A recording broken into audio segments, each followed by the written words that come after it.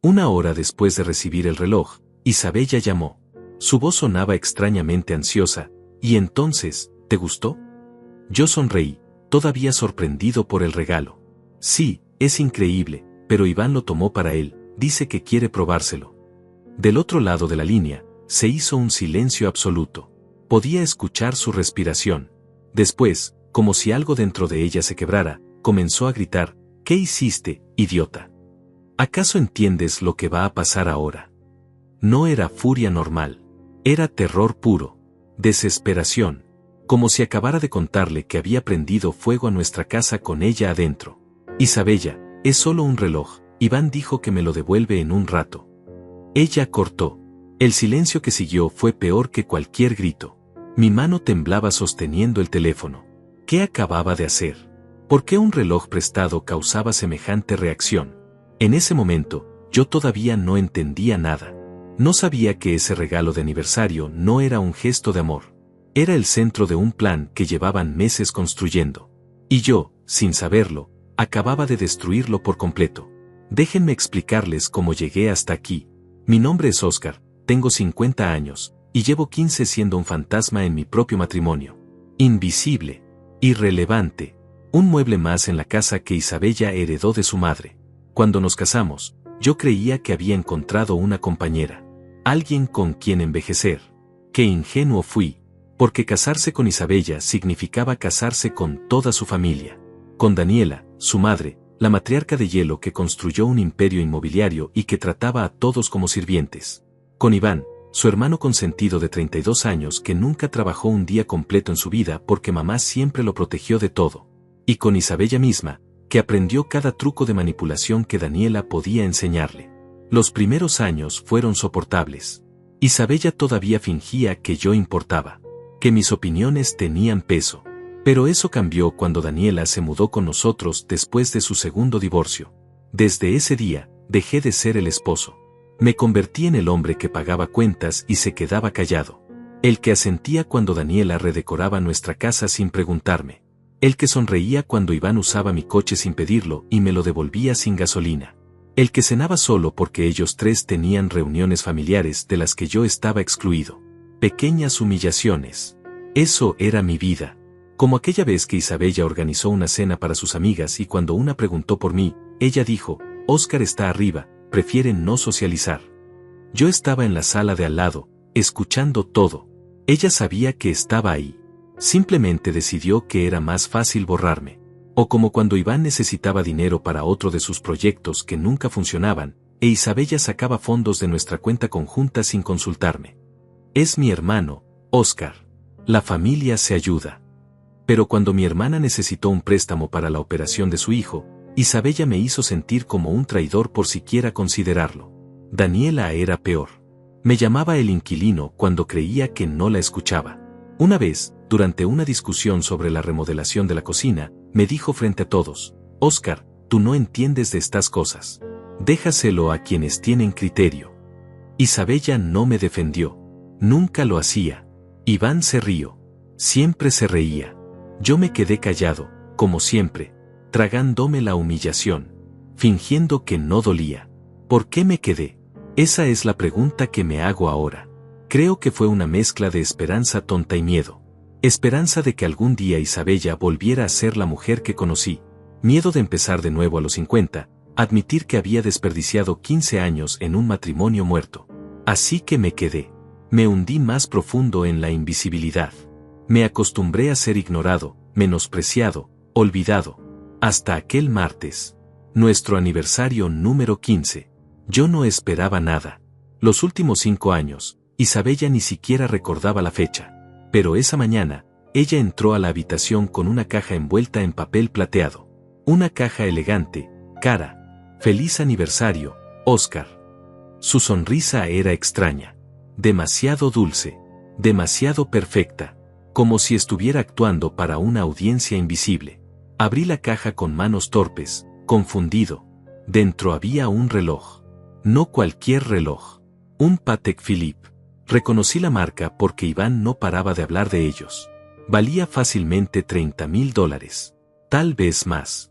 Isabella, esto es, no puedo aceptarlo, es demasiado. Ella se acercó, me tomó la mano con una ternura que no sentía desde hacía años. Te lo mereces. Por aguantarme todos estos años. Había algo en sus ojos. Algo que no pude descifrar entonces. Ahora sé que era culpa. O quizás miedo de que no aceptara el regalo y su plan se viniera abajo antes de empezar. Pero en ese momento, yo solo sentí una ridícula oleada de esperanza. Tal vez las cosas podían cambiar. Tal vez ella todavía me quería, aunque fuera un poco. Me puse el reloj. Era pesado, sólido, hermoso. Isabella tomó una foto. Para el recuerdo. Después se fue a trabajar, besándome la mejilla como si fuéramos una pareja normal. Yo me quedé mirando el reloj en mi muñeca, sintiéndome importante por primera vez en años. ¡Qué estúpido fui! 1 hora después, Iván llegó a casa. Entró sin tocar, como siempre. Óscar, ¿estás aquí? Lo encontré en la cocina, sirviéndose jugo directamente del cartón. Cuando vio el reloj, sus ojos se iluminaron. ¡Guau! ¿Isabella te regaló eso? Déjame verlo. Se acercó, tomó mi muñeca, examinó el reloj con una intensidad extraña. Es increíble. ¿Puedo probármelo? Solo un momento. Debí negarme. Debí preguntarme por qué tenía tanto interés. Pero Iván siempre tomaba lo que quería, y yo siempre cedía. Era más fácil que pelear. Me quité el reloj y se lo di. Él se lo puso, sonriendo como un niño. Me queda perfecto. Voy a usarlo un rato, ¿sí? Te lo devuelvo después. Y se fue antes de que pudiera responder. 10 minutos después, Isabella llamó. Y todo mi mundo se desmoronó con 6 palabras. ¿Qué hiciste, idiota? Después de que Isabella colgó, intenté llamarla 20 veces. Todas fueron directo al buzón de voz. Le envié mensajes. Por favor, explícame qué pasa. No entiendo nada. Nada. Silencio absoluto. Busqué a Iván por toda la casa. No estaba. Su coche ya no estaba en la entrada.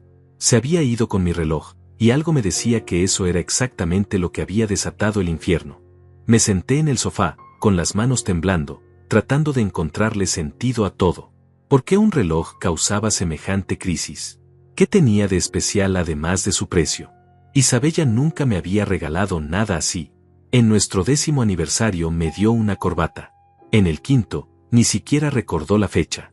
Y ahora, de repente, ¿un reloj de $30,000? Y su reacción cuando supo que Iván lo tenía, no era solo enojo. Era pánico. Terror genuino. Como si algo terrible e irreversible acabara de ocurrir. 2 horas después, escuché el coche de Isabella en la entrada. Salí a recibirla, buscando respuestas. Ella entró hecha una furia, con Daniela pisándole los talones. Su madre me miró con un desprecio que hacía que sus miradas normales parecieran cariñosas. Óscar, ¿tienes idea de lo que acabas de hacer? Isabella pasó junto a mí sin mirarme, subió directamente a nuestra habitación y cerró con llave. Golpeé la puerta. Isabella, por favor, háblame. ¿Qué hice mal? Daniela me agarró del brazo con fuerza. Déjala en paz. Ya hiciste suficiente daño por hoy. Me soltó como si tocarme le diera asco. Esa noche dormí en el sofá. Isabella no salió de la habitación. A la mañana siguiente, cuando bajé a preparar café, encontré a Daniela e Iván sentados en la mesa del comedor. El reloj ya no estaba en la muñeca de Iván. ¿Dónde está el reloj?, pregunté.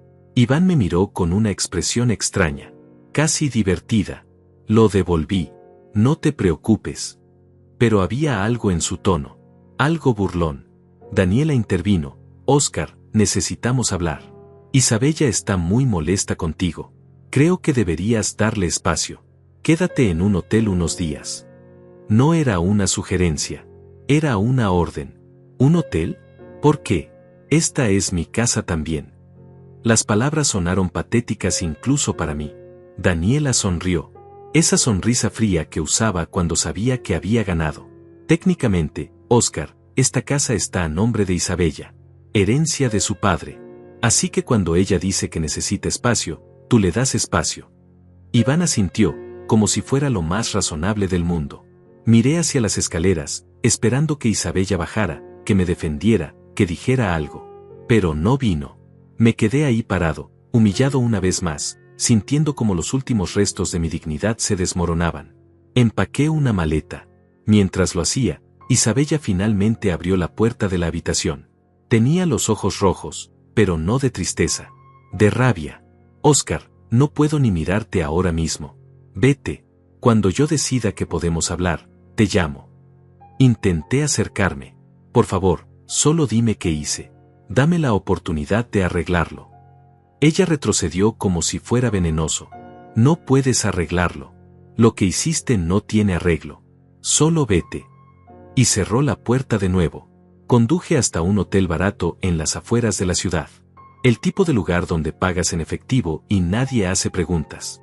Me senté en la cama dura, en esa habitación que olía a desinfectante y desesperación, y traté de entender mi vida. 15 años reducidos a esto. Echado de mi propia casa por un crimen que no entendía. Durante 3 días, viví en ese hotel. Isabella no llamaba. Mis mensajes quedaban sin respuesta. Finalmente, al 4.º día, recibí un mensaje suyo: podemos hablar. Ven mañana a las 3. Solo tú. Había esperanza en mi pecho. Tal vez podríamos solucionar esto. Tal vez ella me explicaría todo y encontraríamos la forma de seguir adelante. Qué ingenuo era todavía. Llegué a casa exactamente a las 3. Isabella me esperaba en la sala, sentada con la espalda recta, las manos cruzadas sobre el regazo. Daniela estaba a su lado. Por supuesto, nunca podíamos tener una conversación sin la presencia de su madre. Siéntate, Oscar. Me senté frente a ellas, sintiéndome como un acusado frente a un tribunal. Isabella respiró profundo. He estado pensando mucho estos días. Sobre nosotros. Sobre nuestro matrimonio. Y creo que llegó el momento de ser honestos. Mi estómago se apretó. ¿Honesto sobre qué?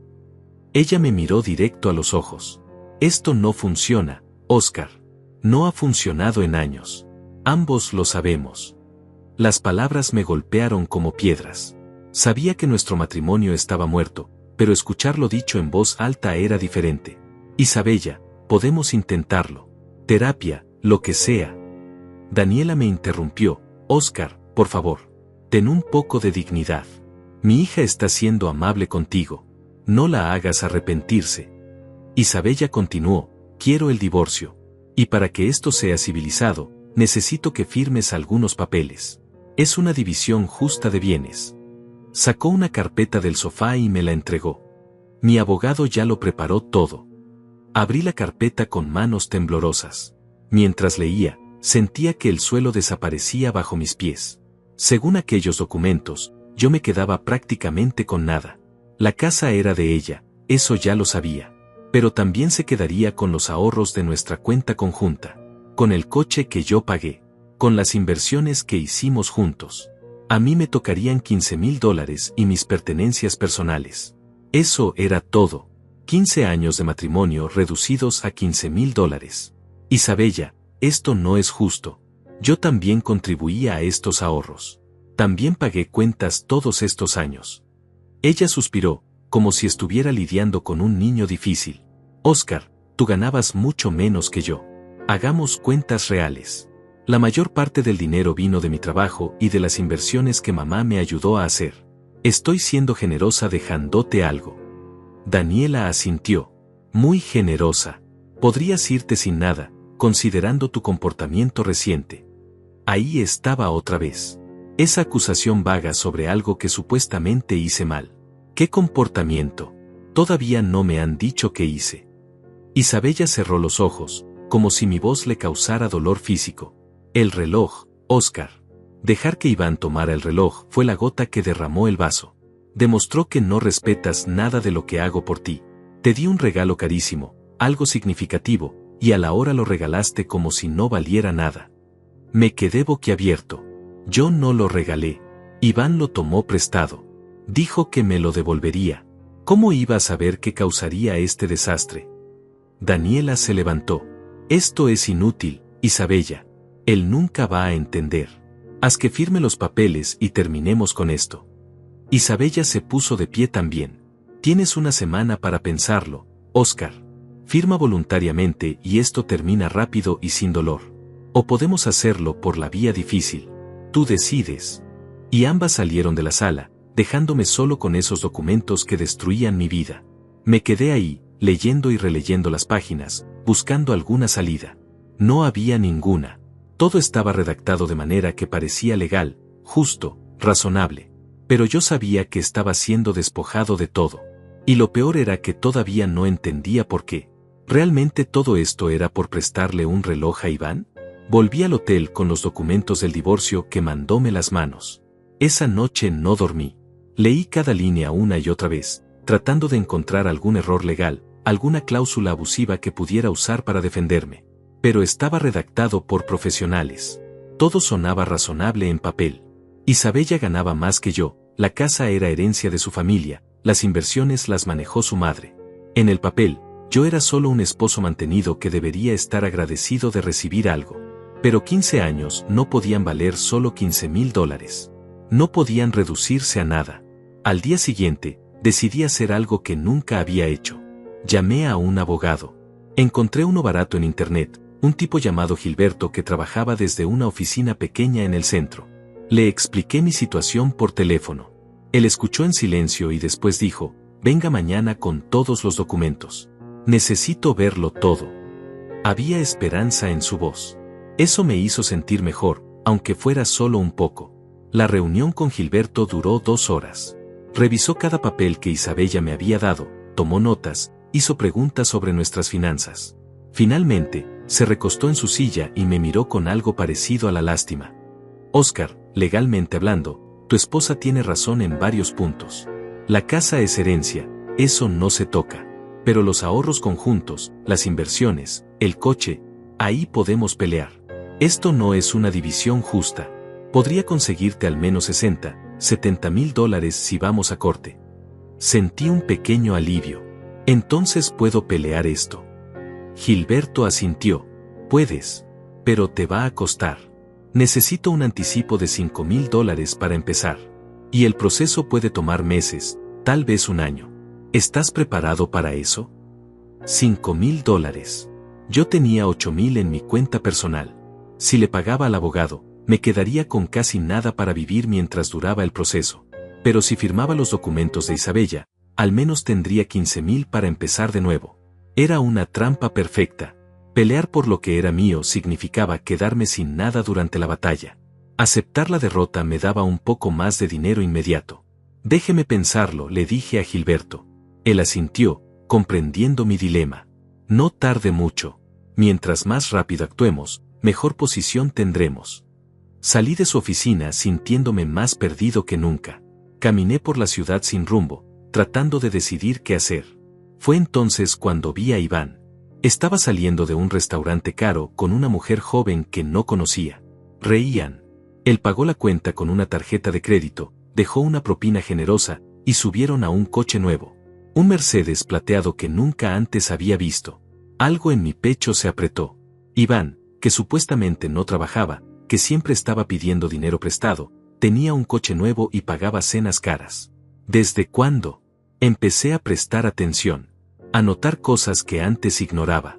Durante los siguientes días, mientras Isabella me daba el ultimátum de firmar, yo observaba. Observaba cómo Iván llegaba tarde a casa, cómo hablaba en voz baja por teléfono y colgaba cuando yo entraba a la habitación. Observaba cómo Isabella y Daniela tenían reuniones cerradas en el estudio, reuniones de las que salían calladas y tensas. Observaba cómo, cuando yo llegaba a recoger más ropa, todos dejaban de hablar abruptamente. Había algo más pasando. Algo que iba más allá del divorcio. Una tarde, mientras Isabella estaba en el trabajo y Daniela había salido, volví a casa con la excusa de buscar unos documentos personales. La casa estaba vacía. O eso creí. Escuché voces viniendo del estudio. Me acerqué en silencio. La puerta estaba entreabierta. Iván estaba adentro, hablando por teléfono. No, ya te dije que el problema está resuelto. El reloj está de vuelta donde debe estar. Nadie sospecha nada. Pausa. Sí, el idiota de Oscar casi lo arruina todo, pero Isabella lo manejó bien. En una semana estará fuera de la casa y podemos seguir adelante. Otra pausa. Confía en mí. Todo va según el plan. Mi corazón latía tan fuerte que temí que me escuchara. Me alejé en silencio, salí de la casa, subí a mi coche y conduje sin saber a dónde ir. Las palabras de Iván daban vueltas en mi cabeza. El reloj está de vuelta donde debe estar. Nadie sospecha nada. Todo va según el plan. ¿Qué plan? ¿Qué tenía que ver el reloj con todo esto? ¿Y por qué mi salida de la casa era parte de ese plan? Por primera vez en semanas, sentí algo diferente a la desesperación. Sentí rabia. Rabia de verdad. Me habían tratado como basura durante años, y yo lo había aceptado. Había agachado la cabeza, había tragado humillaciones, había sido el buen Oscar que no causaba problemas. Pero esto era diferente. Esto no era solo desprecio casual. Esto era un plan. Me estaban usando para algo, manipulando para lograr algo que yo no entendía. Y el reloj era la clave. Esa noche, en mi habitación de hotel, tomé una decisión. No iba a firmar los papeles. No todavía. Primero iba a averiguar qué estaba pasando realmente. Si iba a perder todo, al menos sabría por qué. Al menos entendería la verdad. Empecé mi investigación de la única forma que sabía. Revisé nuestros estados de cuenta bancarios online. Isabella había sacado $35,000 3 días antes de nuestro aniversario. La descripción decía Joyería Martínez. Ese era el precio del reloj. Hasta ahí, todo normal. Pero después encontré otra transacción extraña. 2 semanas antes del aniversario, Isabella había transferido $50,000 a una cuenta que no reconocí. La titular era una empresa, Servicios Profesionales GP. Busqué en internet. Nada. No había información sobre esa empresa. No tenía sitio web, no aparecía en registros públicos. Era una fantasma. Seguí buscando. Encontré más transferencias. Pequeñas, de $2,000 o $3,000, todas hacia la misma empresa fantasma. En total, durante los últimos 6 meses, Isabella había sacado casi $120,000 de nuestra cuenta conjunta y los había enviado a esa empresa misteriosa. ¿Cómo no me había dado cuenta antes? Porque nunca revisaba las cuentas. Porque confiaba ciegamente. Porque era un idiota. Llamé al banco.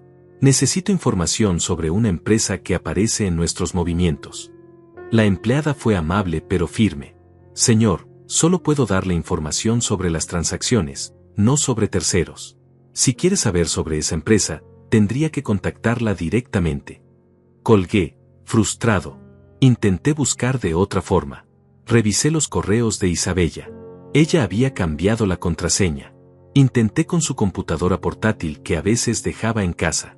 También tenía nueva contraseña. Todo estaba cerrado. Protegido. Como si supieran que yo podría empezar a buscar. Entonces recordé algo. Iván tenía un problema. Era descuidado. Siempre dejaba cosas tiradas. Nunca limpiaba su rastro. Si había información, estaría en su habitación. Esa noche, esperé hasta las 2 de la mañana.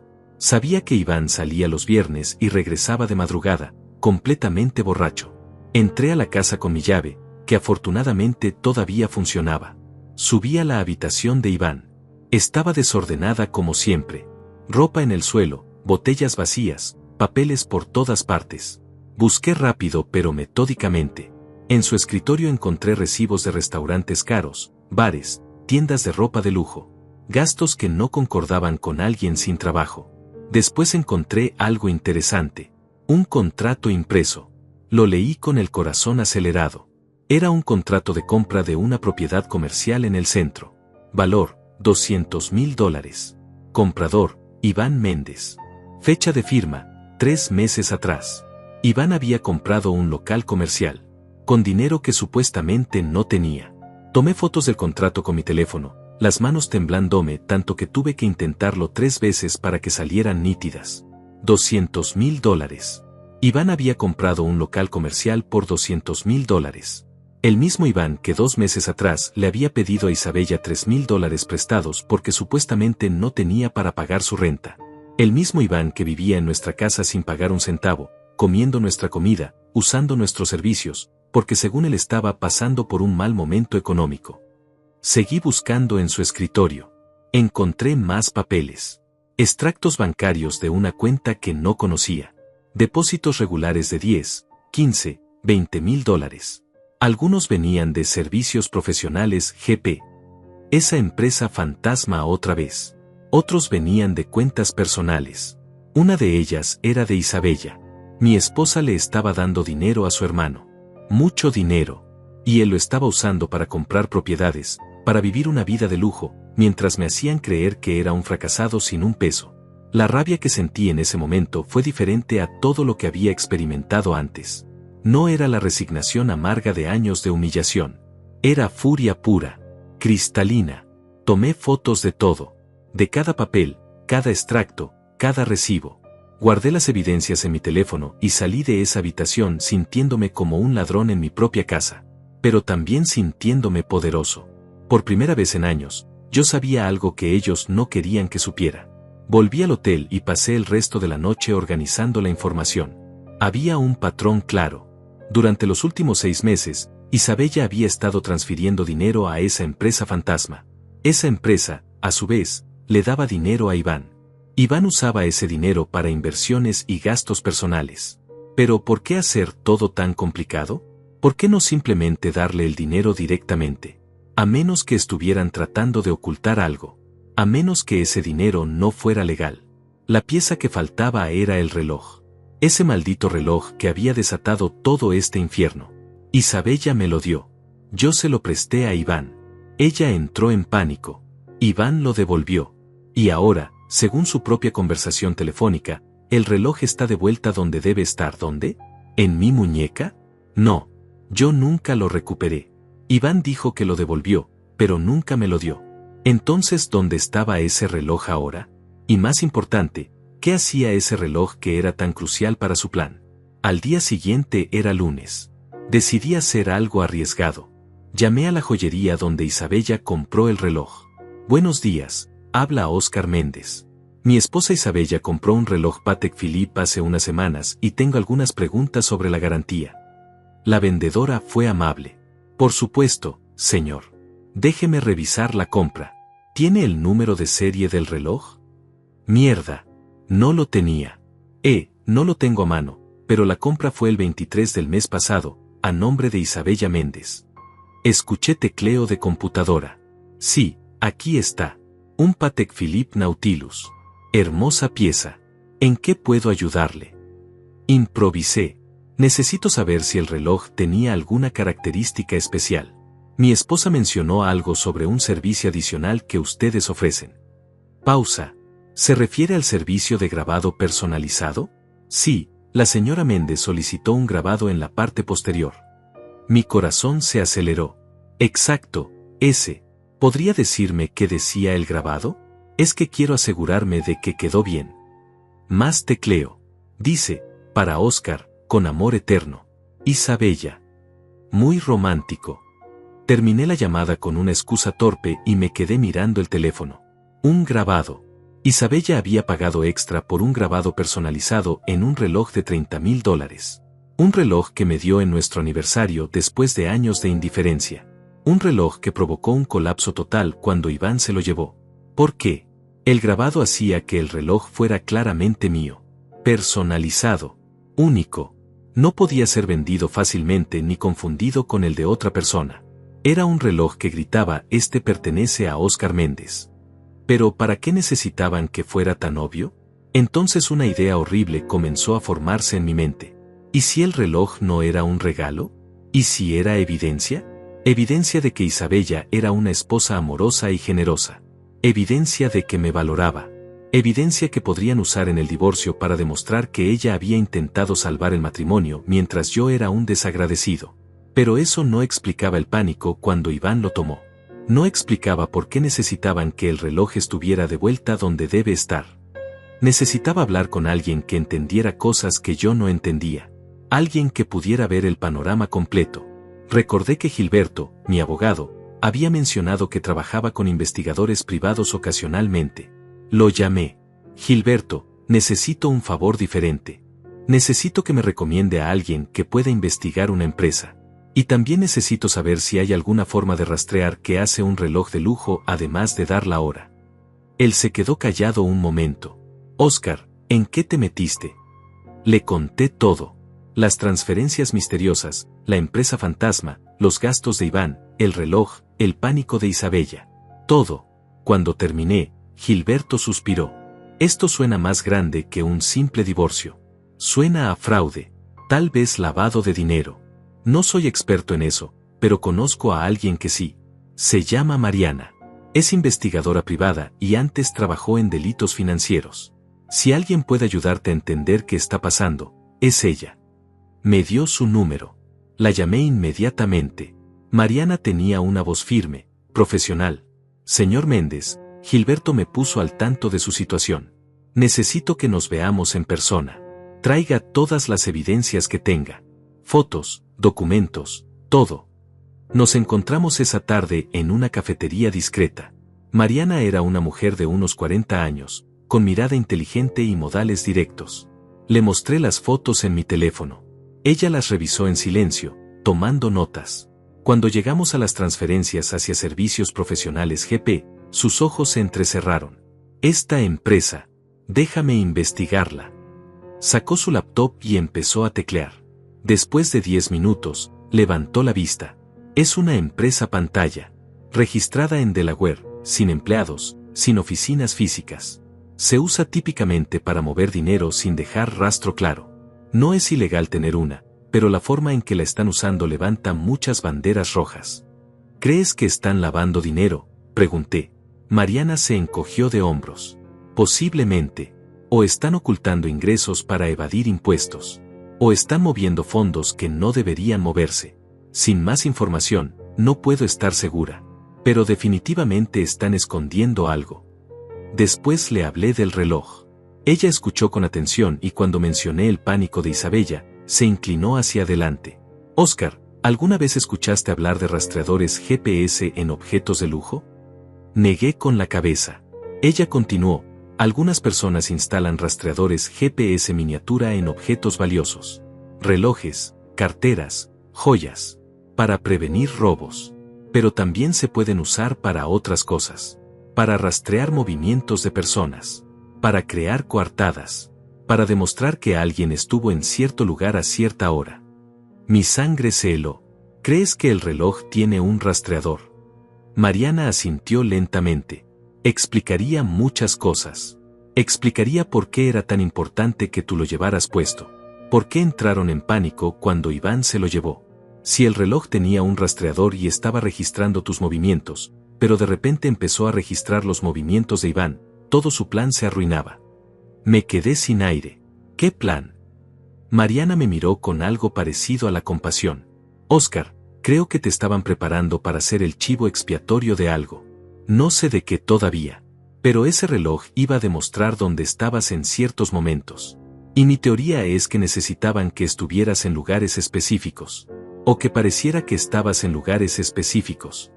Las palabras de Mariana resonaron en mi cabeza durante horas después de nuestra reunión. Un chivo expiatorio. Me estaban preparando para culparme de algo. ¿Pero de qué? ¿Qué habían planeado que requería rastrear mis movimientos con un reloj de $30,000?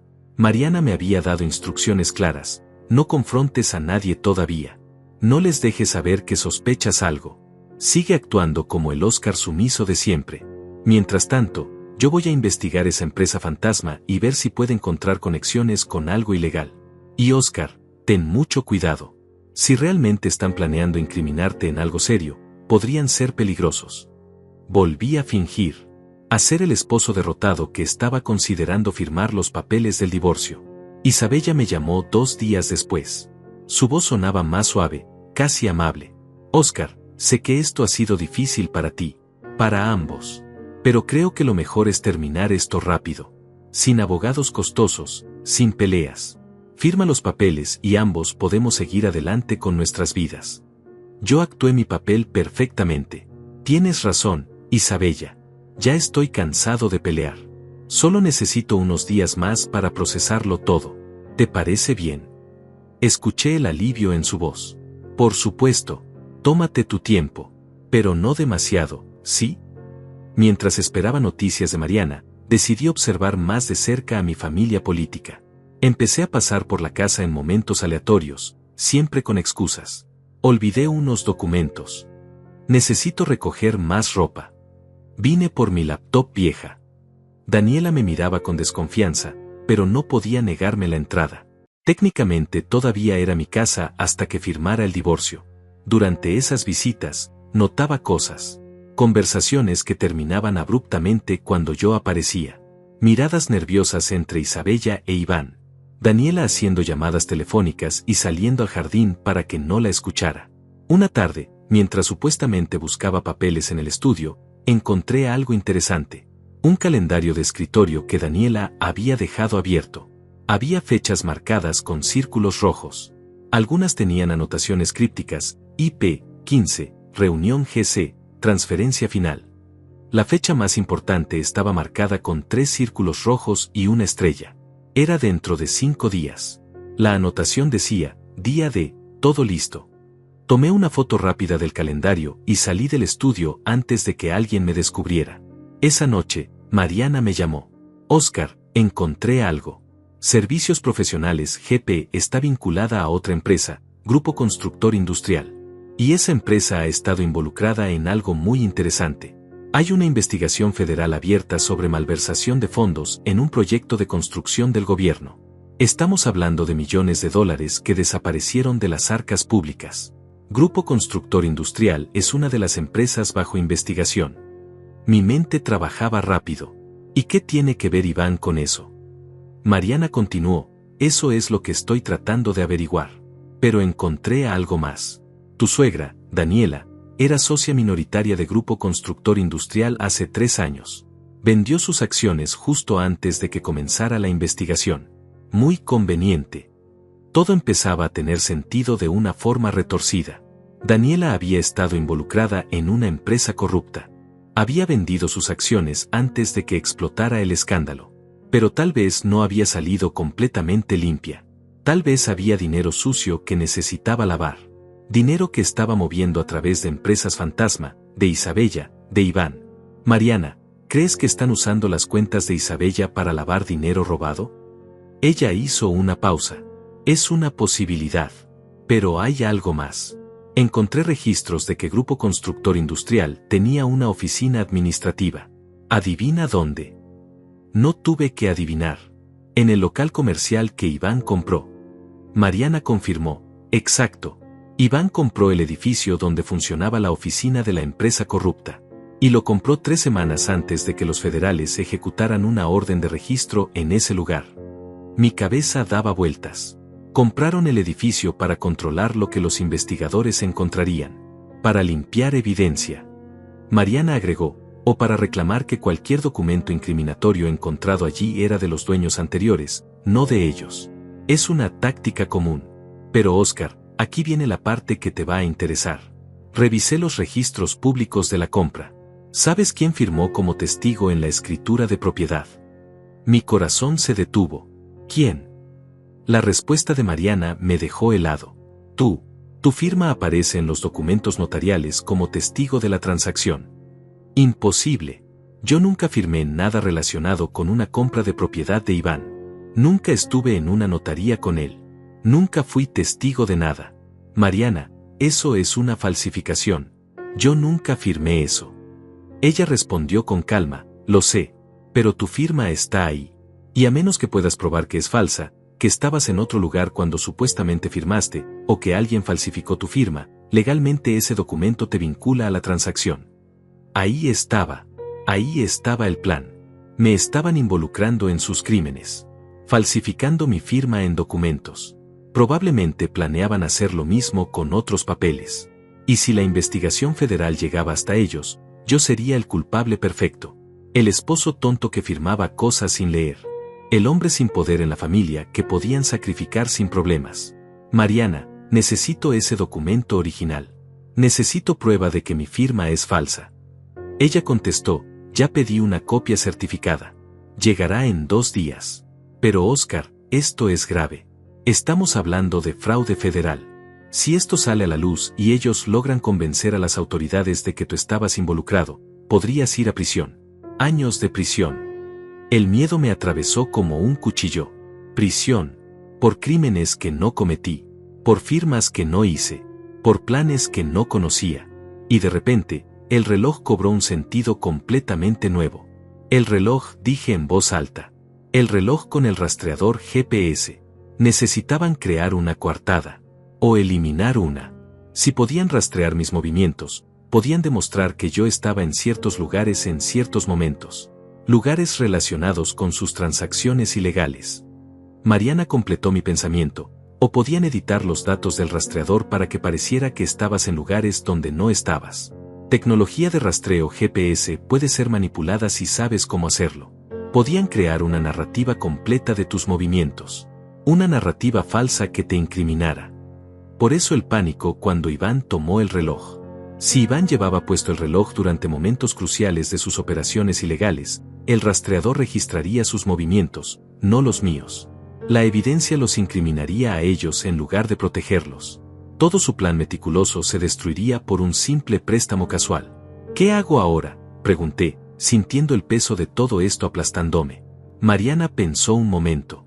Primero, necesitamos recuperar ese reloj. Necesitamos prueba física del rastreador. Segundo, necesitamos copias de todos los documentos donde falsificaron tu firma. Tercero, necesitamos entender qué van a hacer en esa fecha marcada en el calendario, el día de algo va a pasar en 5 días, algo importante.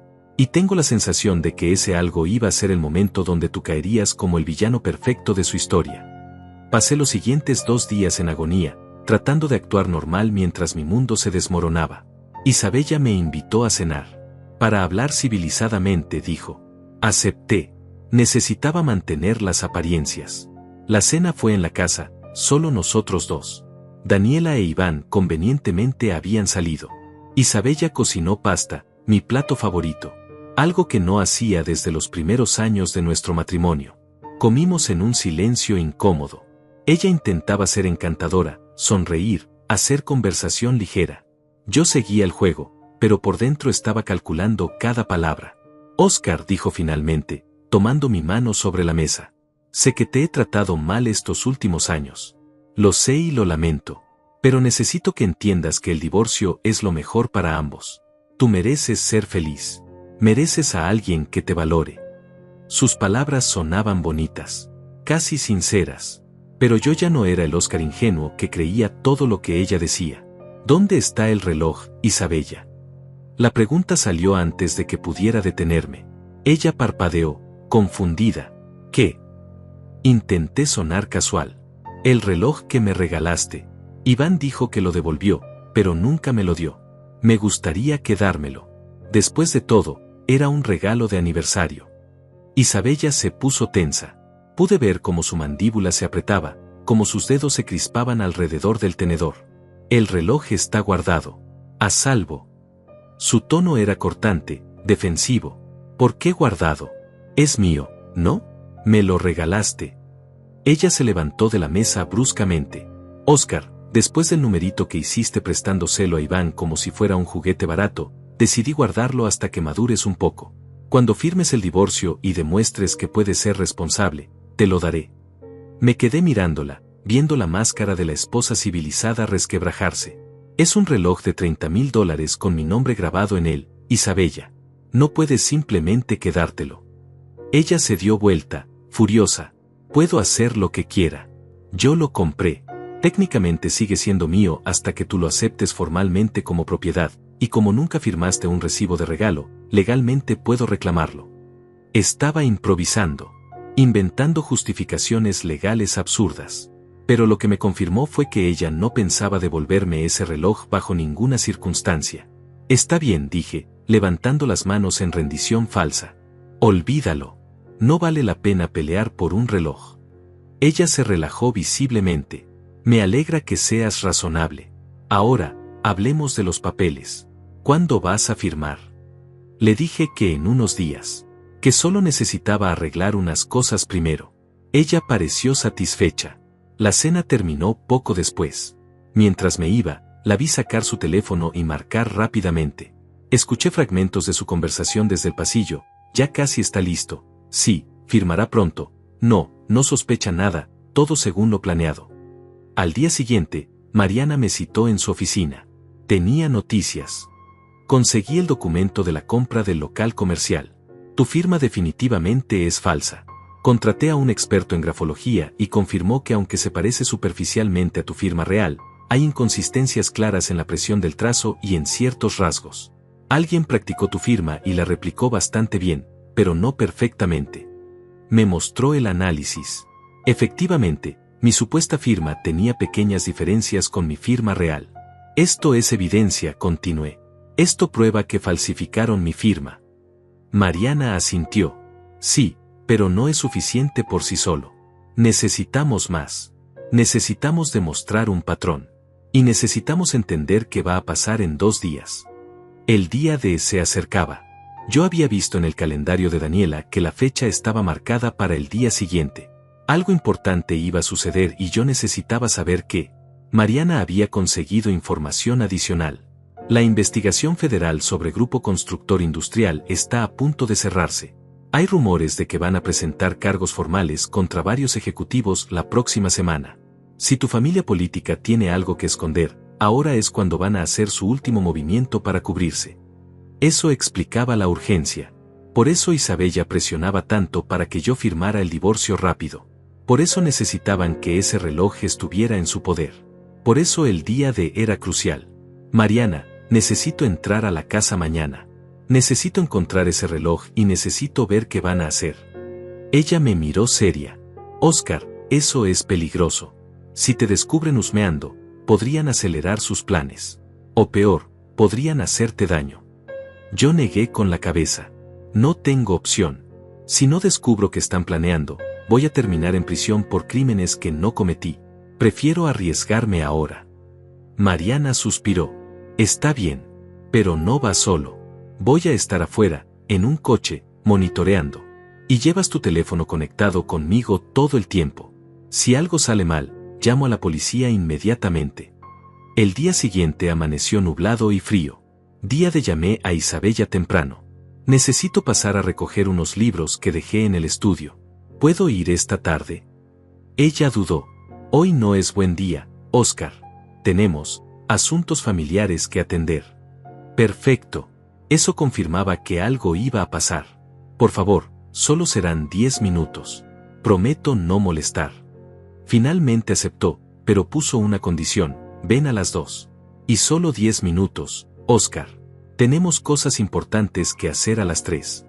A las 2 en punto llegué a la casa.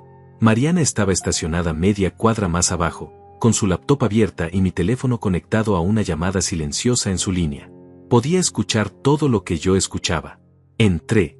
La casa estaba extrañamente silenciosa. Isabella me recibió en la puerta, ansiosa. Rápido, Oscar. Toma tus libros y vete. Subí al estudio, pero mis ojos estaban en todas partes, buscando pistas. En la mesa del comedor vi maletines de cuero. Documentos apilados. Daniela e Iván estaban en la cocina, hablando en voz baja. Me acerqué silenciosamente, fingiendo buscar algo en el librero del pasillo.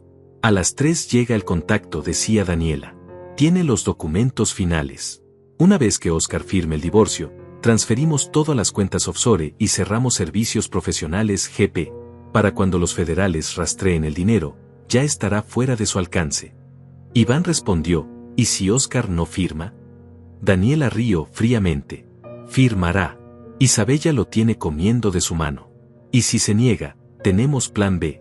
Los documentos con su firma ya están listos. Podemos presentarlos como evidencia de que él era el cerebro detrás de todo. El esposo resentido que robó fondos de la empresa de su suegra.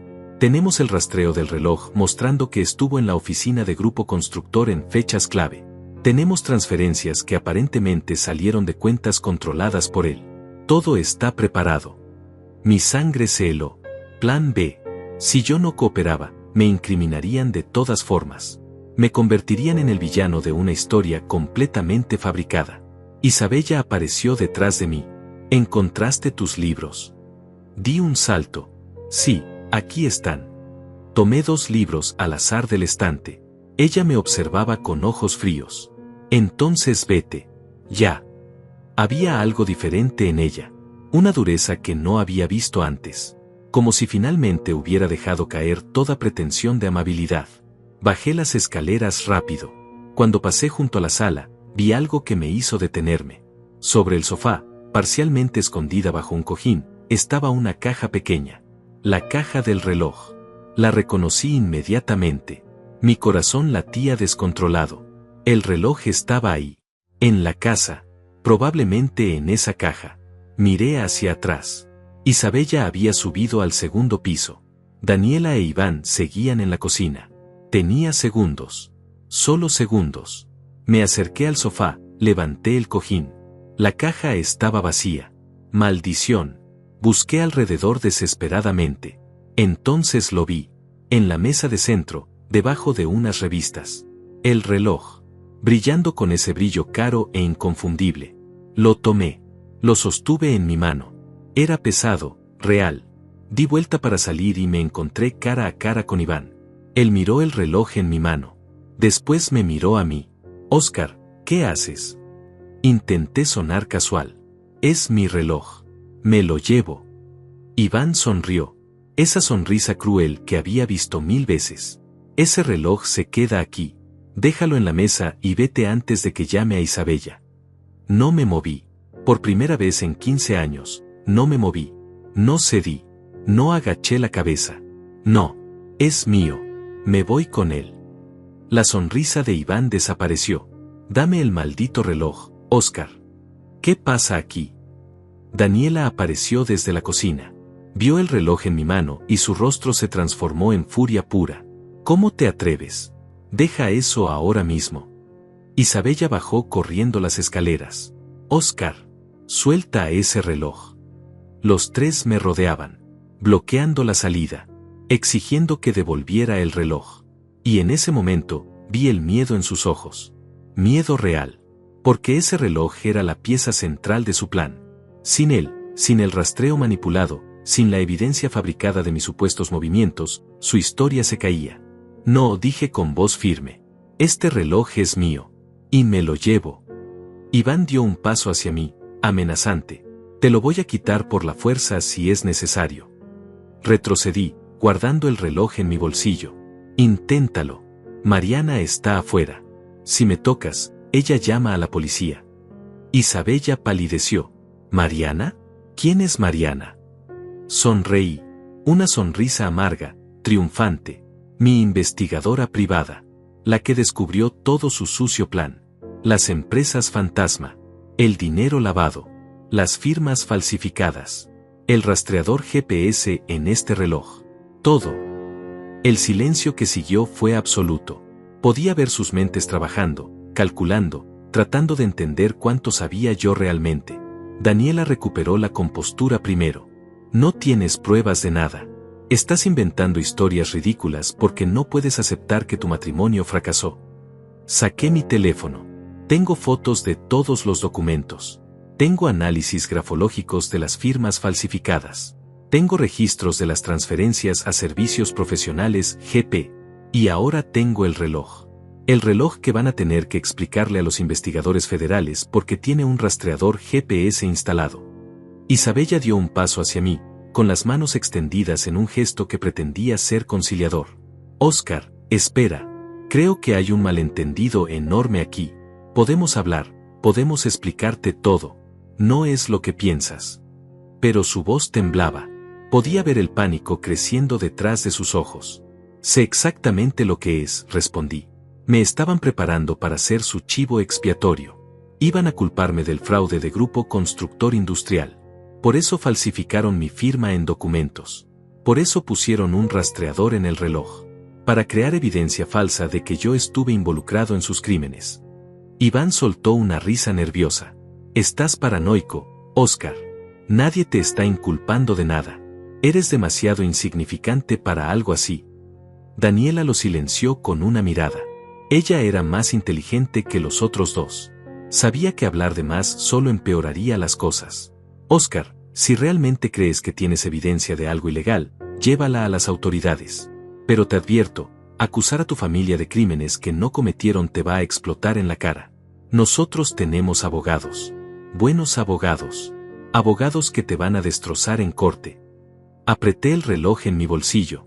Ustedes tienen abogados. Yo tengo la verdad. Veremos quién gana. Me di vuelta para irme. Isabella me bloqueó el camino. No puedes llevarte ese reloj. Es propiedad conyugal y estamos en proceso de divorcio. Técnicamente estás robando.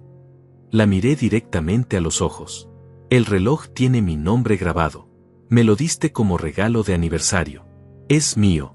Y si tanto quieres recuperarlo, explícale a un juez por qué tiene un rastreador GPS escondido dentro. La empujé suavemente a un lado y caminé hacia la puerta. Nadie me detuvo físicamente, pero Isabella gritó detrás de mí: «Vas a arrepentirte de esto, Oscar. Te vamos a destruir. No tienes idea de con quién te estás metiendo».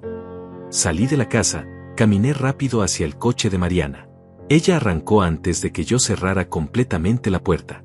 «Lo escuché todo», dijo mientras conducía. «Oscar, acabas de declararles la guerra. Necesitamos movida rápido antes de que ellos se reorganicen». Asentí, todavía temblando de adrenalina. «¿Qué hacemos ahora?». Mariana ya tenía un plan. Primero, llevamos el reloj a un técnico que conozco. Necesitamos abrir ese reloj, encontrar el rastreador, documentarlo todo. Segundo, compilamos todas las evidencias en un paquete ordenado. Tercero, lo presentamos a las autoridades federales que están investigando a Grupo Constructor Industrial. El técnico se llamaba Julián. Trabajaba desde un pequeño taller en el centro, especializado en electrónica de precisión. Mariana le explicó la situación. Él tomó el reloj con cuidado reverencial. «Un Patek Philippe. Hermoso. Vamos a ver qué secreto se esconde». Durante la siguiente hora, Julián desarmó el reloj meticulosamente. Cada pieza era colocada sobre un paño blanco, fotografiada, catalogada. Finalmente, después de remover la esfera y examinar el mecanismo interno, encontró algo. «Aquí está». Sostuvo un chip diminuto con unas pinzas especiales. Rastreador GPS de última generación. Muy caro, muy preciso. Y mira esto. Conectó el chip a su computadora mediante un adaptador especializado. En la pantalla aparecieron datos. Muchísimos datos. Coordenadas GPS, fechas, horas. «Este rastreador ha estado registrando ubicaciones durante las últimas 3 semanas», explicó Julián. «Desde el día que el reloj fue activado hasta... Espera. Tecleo algunos comandos. Interesante. Los datos fueron modificados. Mira, aquí hay entradas que fueron editadas después de ser registradas. Alguien alteró la información original». Mariana se inclinó sobre la pantalla. «¿Puedes recuperar los datos originales?». Julián asintió. «Posiblemente. Dame unos minutos». Mientras Julián trabajaba, Mariana recibió una llamada. Habló en voz baja, pero pude escuchar fragmentos. «Sí, tenemos el dispositivo, confirmado. ¿Cuándo pueden recibirnos?». Colgó y me miró seria. «Tengo un contacto en la oficina del fiscal federal. Está dispuesto a escucharnos mañana temprano. Pero necesitamos llevar evidencia sólida. Este rastreador es clave, pero necesitamos más». Julián interrumpió. «Listo. Recuperé los datos originales. Y tienes razón, Mariana. Fueron modificados extensivamente». Nos mostró 2 conjuntos de datos lado a lado. Los datos originales mostraban las ubicaciones reales donde el reloj había estado. Mi casa, mi oficina, el supermercado, lugares normales. Los datos modificados mostraban algo completamente diferente. Según la versión alterada, yo había estado en la oficina de Grupo Constructor Industrial 5 veces en las últimas 3 semanas. Había visitado una cuenta bancaria offshore en las Islas Caimán. Había estado presente en reuniones con contratistas corruptos. Todo falso. Todo fabricado. Si hubieran presentado estos datos modificados a las autoridades, dijo Julián, habrían creado una narrativa perfecta de que tú eras el cerebro detrás del fraude. Sentí náuseas. Habían planeado cada detalle, cada ubicación falsa, cada fecha estratégica. Me habrían destruido completamente. Mariana imprimió todos los reportes. Con esto y los documentos de las firmas falsificadas, tenemos un caso sólido. Pero Oscar, necesito que entiendas algo. Una vez que presentemos esto a los federales, no hay vuelta atrás.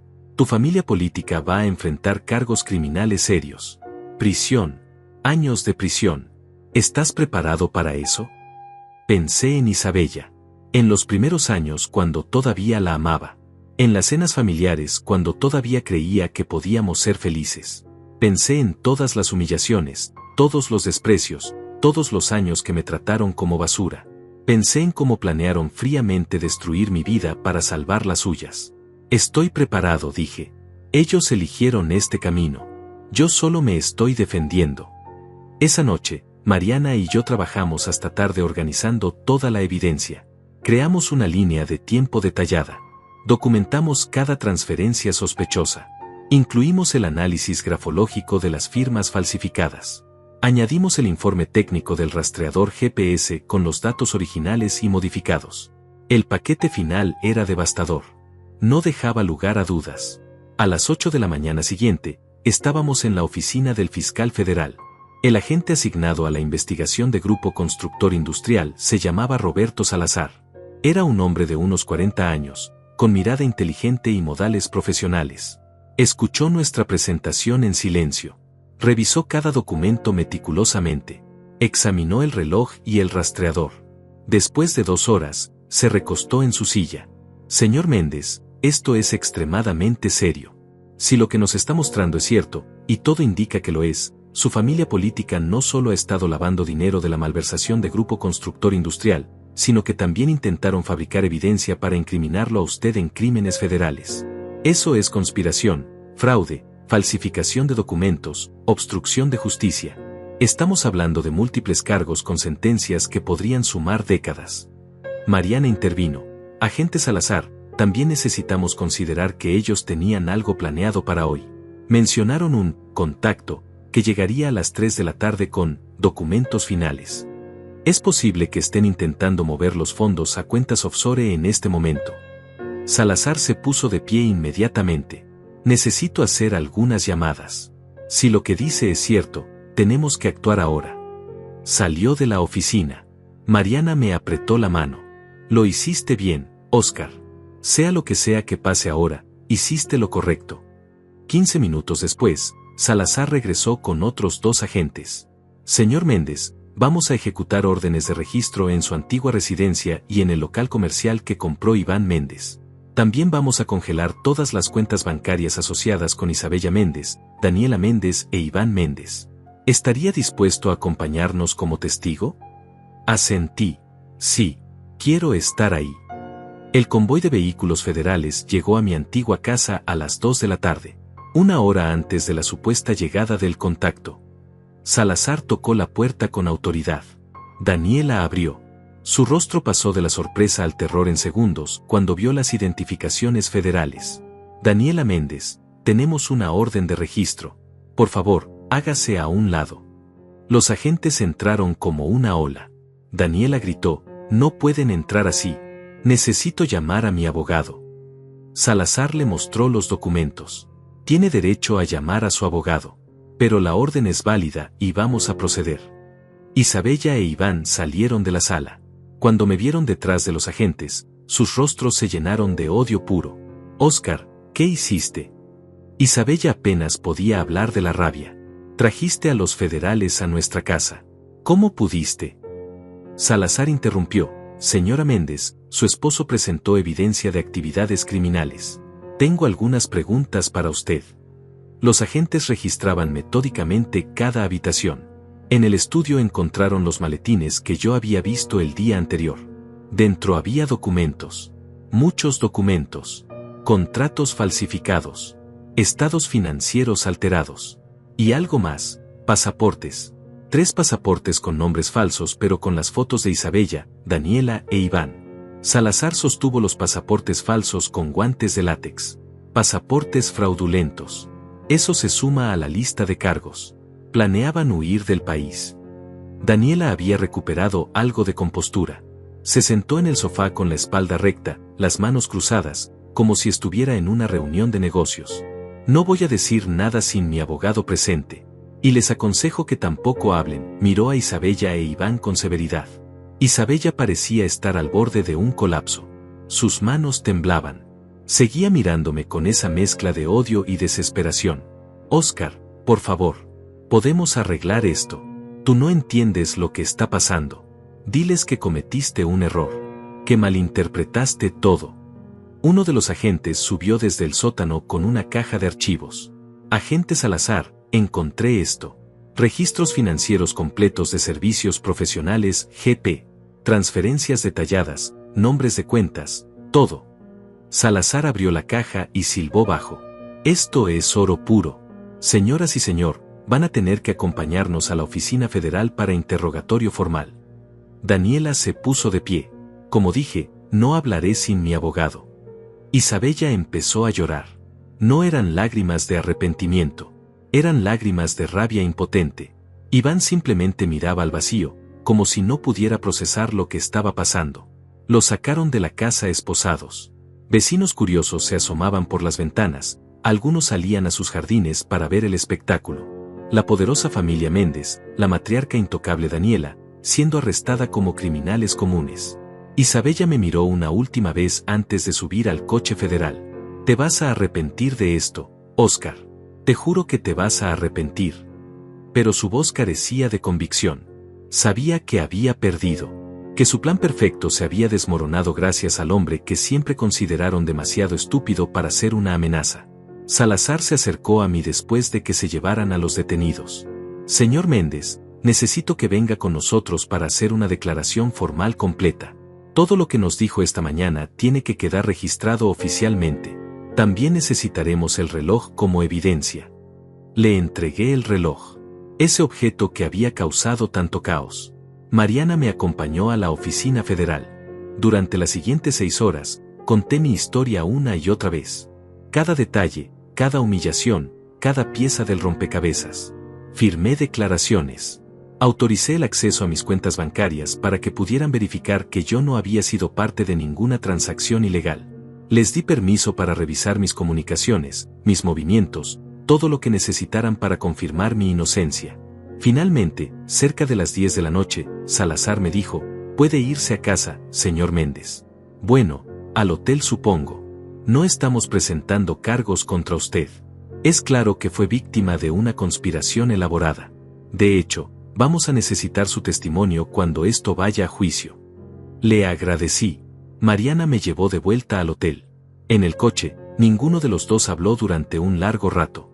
Finalmente ella rompió el silencio. ¿Cómo te sientes? Pensé en la pregunta. ¿Cómo me sentía? Agotado, traicionado, enojado, pero también, por primera vez en 15 años, libre. Me siento como si hubiera despertado de una pesadilla, dije. Una pesadilla de 15 años. Los siguientes días fueron un torbellino mediático. La historia salió en las noticias. Familia prominente arrestada por fraude federal. Los periodistas encontraron todos los ángulos jugosos. La matriarca corrupta. La esposa manipuladora. El esposo invisible que destapó todo el esquema. Mi teléfono no paraba de sonar. Periodistas queriendo entrevistas. Conocidos con los que no hablaba hace años, de repente preocupados por mí. Incluso mi hermana llamó. Oscar, vi las noticias. ¿Estás bien? ¿Por qué nunca me dijiste nada? No supe qué responder. ¿Cómo explicarle que había estado tan hundido en mi propia miseria que no podía ver la salida? Una semana después del arresto, Mariana me llamó. Tengo noticias. Los federales ofrecieron un acuerdo a Iván. Si testifica contra Daniela e Isabella, reducirán sus cargos. Aceptó.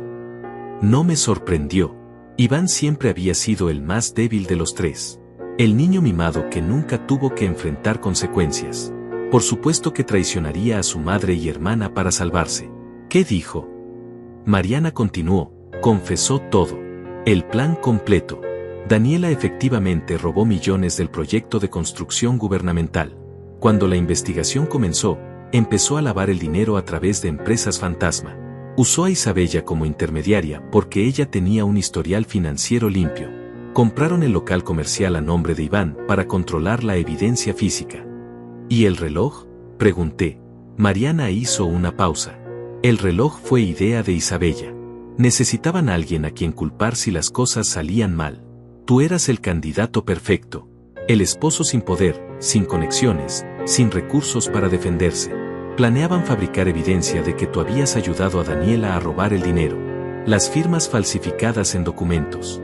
El rastreo GPS alterado mostrando que estuviste en lugares clave. Incluso tenían preparados correos electrónicos falsos que supuestamente enviaste discutiendo las transacciones ilegales. Iban a presentar todo eso a los investigadores y señalarte como el cerebro detrás del esquema. Mi estómago se revolvió escuchando esto. Me habrían destruido completamente. Mariana confirmó, sí. y habrían salido libres. Daniela habría cooperado con las autoridades, fingiendo sorpresa de que su yerno fuera un criminal. Isabella habría jugado el papel de esposa engañada y devastada.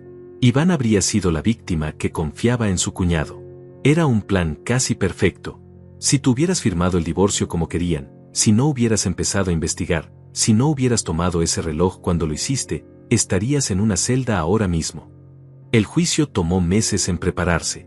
Mientras tanto, mi vida lentamente empezaba a reconstruirse. Los documentos del divorcio que Isabella me había dado eran nulos ahora.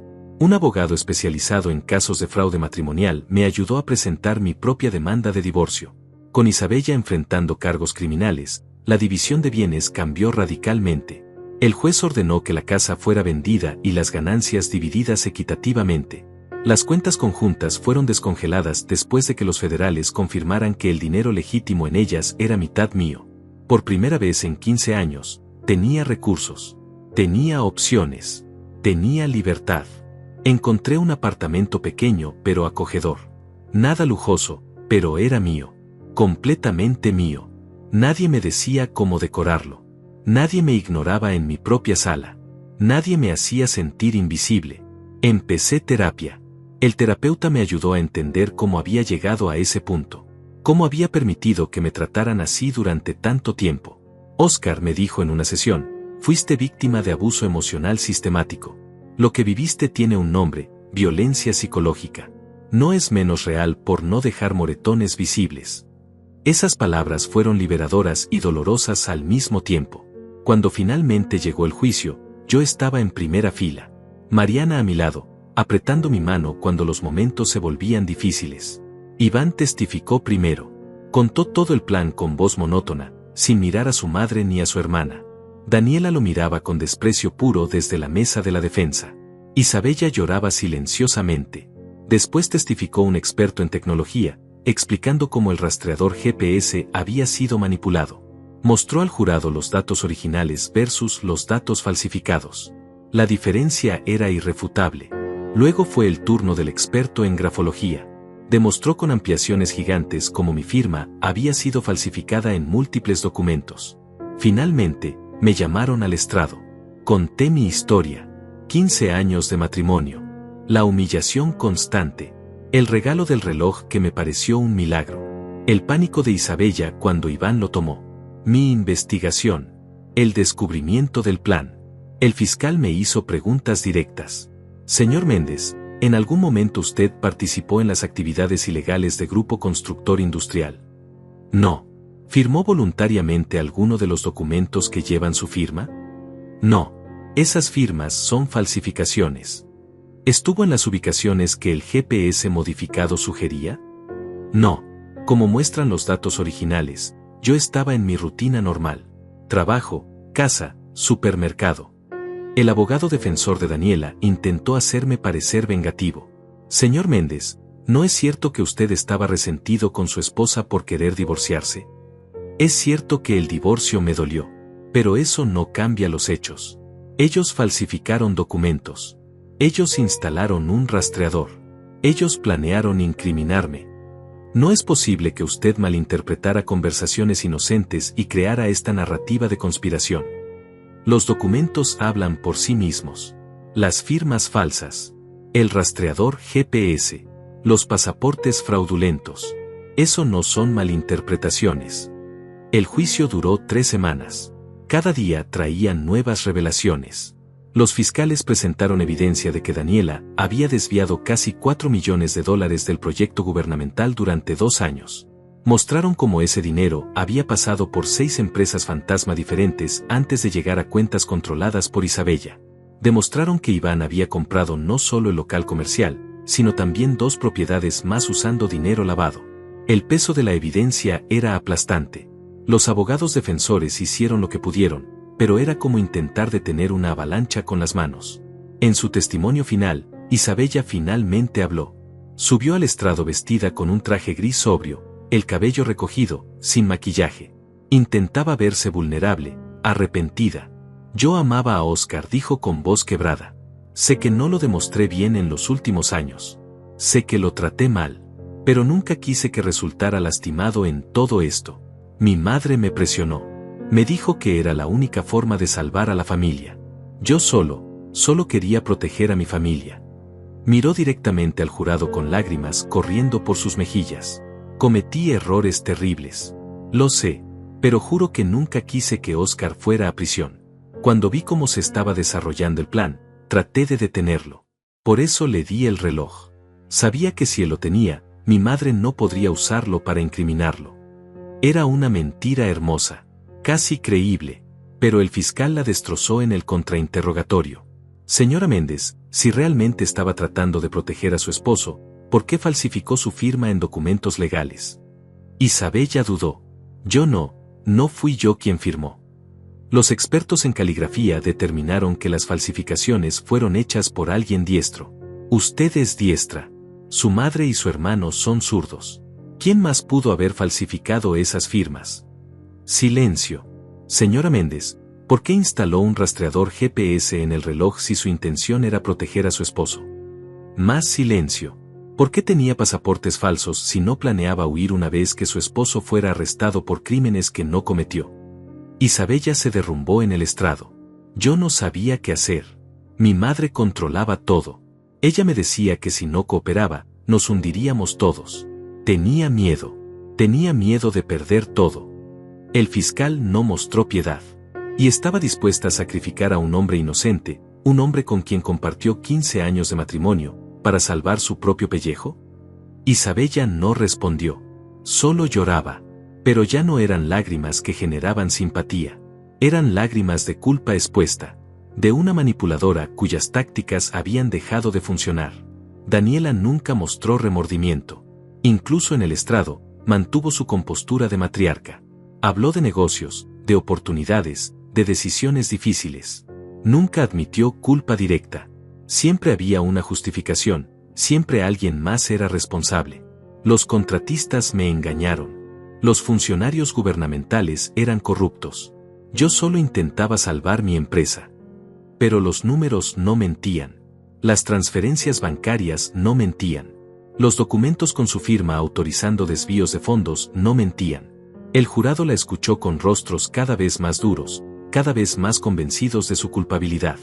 Después de 3 semanas de testimonios, el caso fue al jurado. Deliberaron durante 2 días. 2 días donde yo apenas pude dormir, apenas pude comer. Mariana me llamaba cada pocas horas para asegurarse de que estuviera bien. Sea cual sea el veredicto, Oscar, tú ya ganaste. Te liberaste. Recuperaste tu vida. Pero yo necesitaba ese veredicto. Necesitaba que el mundo supiera la verdad. Necesitaba justicia. El tercer día, el jurado regresó. La sala del tribunal estaba llena. Periodistas, curiosos, algunos conocidos de la familia Méndez. Me senté en mi lugar habitual, con Mariana a mi lado. Daniela, Isabella e Iván fueron traídos desde sus celdas. Los 3 vestían ropa civil, pero se veían disminuidos. Ya no eran la familia poderosa e intocable. Eran solo 3 personas asustadas esperando su destino. El juez leyó los cargos uno por uno. Malversación de fondos. Fraude. Lavado de dinero. Falsificación de documentos. Conspiración. Obstrucción de justicia. Para cada cargo, el jurado respondió, culpable. Daniela cerró los ojos. Isabella sollozó abiertamente. Iván, quien había testificado contra ellas esperando clemencia, miraba al suelo. El juez programó la sentencia para 2 semanas después. Durante ese tiempo, los 3 permanecieron en custodia. No había riesgo de fuga permitido, no después de los pasaportes falsos. Cuando llegó el día de la sentencia, la sala estaba igual de llena. El juez fue severo pero justo. Daniela, como cerebro de la operación, recibió 18 años de prisión federal. Isabella, por su participación activa y por intentar incriminar a su esposo, recibió 12 años. Iván, gracias a su cooperación, recibió 5 años con posibilidad de libertad condicional después de 3. 18, 12 y 5 años. Números que representaban justicia. Números que significaban que ellos enfrentarían consecuencias reales por lo que hicieron. Daniela sería una mujer de más de 80 años cuando saliera de prisión, si vivía tanto. Isabella perdería los mejores años de su vida detrás de las rejas. Iván finalmente enfrentaría responsabilidad por primera vez en su existencia. El juez también ordenó restitución completa. Todo lo robado debía ser devuelto. Todas las propiedades compradas con dinero ilegal serían vendidas. Las víctimas del fraude serían compensadas. La familia Méndez perdió todo. Su imperio, su reputación, su libertad. Todo. Después de la sentencia, Mariana y yo salimos del tribunal. Los periodistas nos rodearon. Micrófonos en mi cara, cámaras parpadeando. Señor Méndez, ¿cómo se siente? ¿Qué mensaje tiene para otras víctimas de abuso? ¿Perdonará alguna vez a su exesposa? Mariana me ayudó a abrirme paso entre la multitud. No di declaraciones ese día. Todavía estaba procesando todo. Todavía estaba aprendiendo a respirar sin el peso de 15 años de opresión sobre mi pecho. Los meses siguientes fueron de sanación. Terminé mi terapia habiendo aprendido lecciones valiosas sobre límites, autoestima y reconocer señales de abuso. Empecé a reconectar con amigos que había perdido durante mi matrimonio. Isabella había sido experta en aislarme, en hacerme creer que nadie más me entendía, que solo ella y su familia eran importantes. Ahora, libre de esa manipulación, encontré que había gente que se preocupaba por mí. Gente que había notado mi sufrimiento pero no sabía cómo ayudar. Mi hermana y yo nos volvimos cercanos otra vez. Ella me confesó que siempre supo que algo andaba mal en mi matrimonio. Pero cada vez que intentaba hablar contigo al respecto, tú defendías a Isabella. Decías que yo no entendía. Así que eventualmente dejé de intentarlo. Lo siento, Oscar. Debí haber insistido más. Le dije que no era su culpa. Que el abuso te hace defender a tu abusador. Que es parte del ciclo. Conseguí un trabajo nuevo en una empresa de consultoría. Nada glamoroso, pero era honesto y me trataban con respeto. Mis colegas me valoraban. Mis opiniones importaban. Era extraño al principio, ser escuchado, ser considerado. Pero poco a poco me acostumbré. Me di cuenta de que así debía ser siempre. Que el respeto no era un privilegio que tenía que ganar. Era un derecho básico. Un año después del juicio, recibí una carta. Era de Isabella. Escribió desde prisión. La carta era larga, llena de disculpas, de explicaciones, de súplicas. Oscar, no pasa un día sin que me arrepienta de lo que hice. Sé que no merezco tu perdón, pero te lo pido de todas formas. Era una persona diferente entonces. La influencia de mi madre, la presión, el miedo, nada de eso justifica cómo te traté. Pero quiero que sepas que en algún lugar profundo, te amé. Quizás no de la forma correcta, pero te amé. Leí la carta varias veces. Busqué sinceridad en sus palabras. Tal vez había un poco. Tal vez realmente se arrepentía. Pero el perdón no era algo que ella mereciera simplemente por pedirlo. No respondí la carta. En su lugar, la guardé en un cajón. Un recordatorio de donde había estado y de donde nunca volvería. El perdón, si alguna vez llegaba, sería en mis propios términos, en mi propio tiempo. No por ella, sino por mí. Para liberarme completamente del último vestigio de control que tenía sobre mi vida. 2 años después del juicio, conocí a alguien.